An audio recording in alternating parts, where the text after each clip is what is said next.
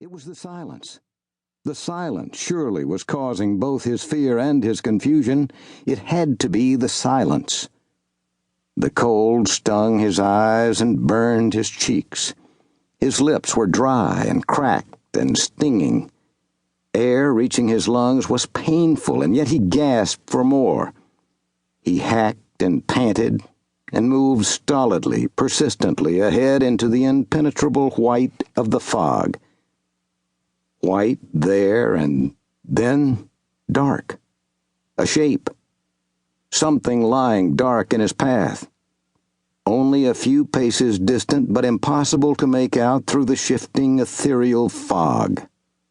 Closer. A step, and then another. Deliberate and cautious.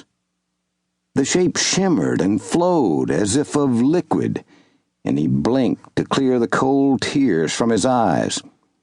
He shook his head and blinked rapidly, and after a moment his vision cleared.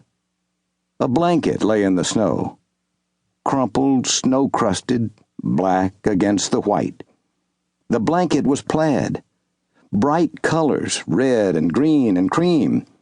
He could see only black and white, but he knew the colors of the plaid. How odd! The oddity of it almost made him smile. Almost. He stepped forward again, peered down upon the crumpled blanket to the pale center. There was an object there like the pale center of a dark blossom. Except the center was a face, serene and very round, a child's face, white as if dusted with powder.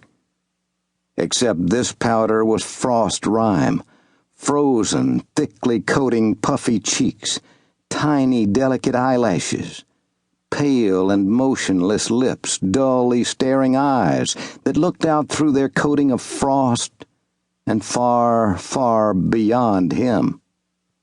A child's face, immobile, frozen, arrested in time and dusted with rime.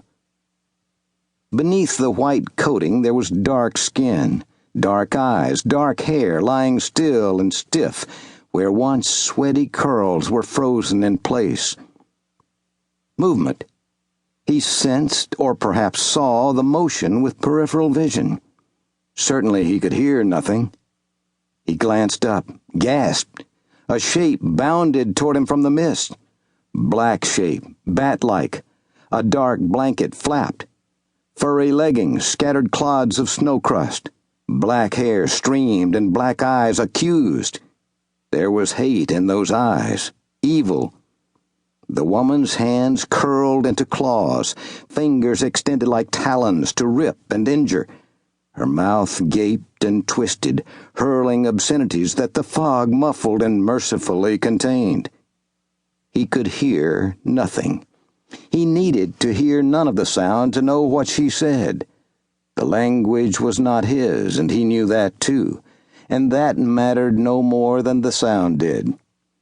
He shuddered, conscious of the thump-thud, thump-thud, thump-thud of his racing heartbeat.